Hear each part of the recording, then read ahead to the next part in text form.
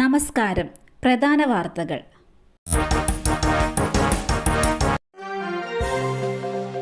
ആളെക്കൊല്ലിക്കടുവ പഞ്ചാരക്കൊല്ലിയിൽ തന്നെ ചിത്രം ക്യാമറയിൽ പതിഞ്ഞു.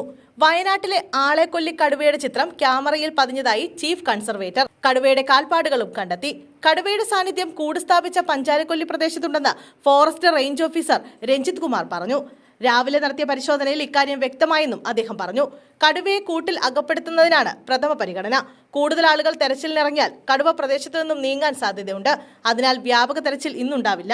തെർമൽ ഡ്രോൺ പരിശോധനയും ഇന്ന് നടത്തില്ലെന്ന് റേഞ്ച് ഓഫീസർ അറിയിച്ചു. അതിനിടെ അരുൺ സക്രയുടെ നേതൃത്വത്തിലുള്ള വെറ്റിനറി സംഘം ഉച്ചയ്ക്ക് ശേഷം സ്ഥലത്ത് പരിശോധന നടത്തും. കുങ്കിയാനകളെ പിന്നീടെത്തിക്കും. കുങ്കിയാനകളെ ഉപയോഗിച്ച് തെരയാൻ പറ്റുന്ന ഭൂപ്രദേശമല്ലിത്. മുളങ്കാടുകൾ നിറഞ്ഞ പ്രദേശമാണിവിടെന്നും റേഞ്ച് ഓഫീസർ അറിയിച്ചു.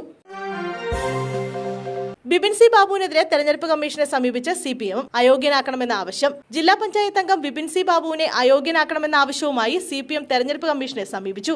കൂറുമാറ്റ നിരോധന നിയമപ്രകാരമാണ് CPM നീക്കം. ആലപ്പുഴ ജില്ലാ പഞ്ചായത്ത് കൃഷ്ണപുരം ഡിവിഷൻ അംഗമാണ് ബിപിൻ സി ബാബു. നേരത്തെ CPM വിട്ട് BJPയിൽ ചേർന്ന ബിപിൻ സി ബാബു ജില്ലാ പഞ്ചായത്ത് അംഗമായി തുടരുകയാണ്. CPM ടിക്കറ്റിലാണ് ബിപിൻ മത്സരിച്ചത്. അടുത്തിടെയാണ് ബിപിൻ സി ബാബു പാർട്ടി വിട്ട് BJPയിൽ ചേർന്നത്. മകനൊപ്പം യാത്ര ചെയ്യവേ ബൈക്കിൽ സാരി കുടുങ്ങി റോഡിൽ തലയടിച്ച് വീണ സ്ത്രീ മരിച്ചു.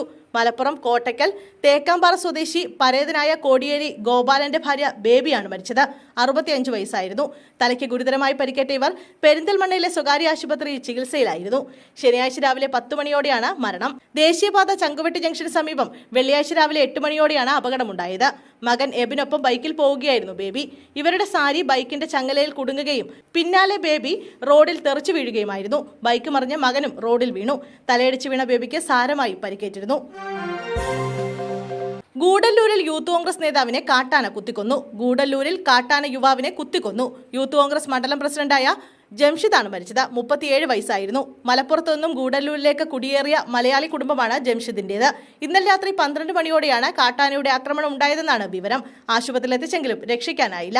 ബംഗളൂരുവിൽ ഹോട്ടൽ ജീവനക്കാരനായിരുന്നു ജംഷിദ്. വിശിഷ്ട സേവനത്തിനുള്ള രാഷ്ട്രപതിയുടെ police medal ADGP P. Vijayan. അഗ്നിരക്ഷാ സേനയിൽ 2 പേർക്കും ബഹുമതി. കേരളത്തിൽ നിന്ന് പോലീസ് സേനയിൽ വിശിഷ്ട സേവനത്തിലുള്ള രാഷ്ട്രപതിയുടെ മെഡൽ ADGP P. വിജയന്. അഗ്നിരക്ഷാ സേനയിൽ assistant station officer Madhusoodanan Nair, senior fire and rescue officer Rajendran Nair എന്നിവർക്കും വിശിഷ്ട സേവനത്തിനുള്ള ബഹുമതി ലഭിച്ചു. സുസ്ഥിരമായ സേവനത്തിന് പോലീസ് സേനയിലെ 10 പേർക്കും അഗ്നിരക്ഷാ സേനയിൽ 5 പേർക്കും ജയിൽ വകുപ്പിലെ 5 പേർക്കും രാഷ്ട്രപതിയുടെ മെഡൽ ലഭിച്ചു.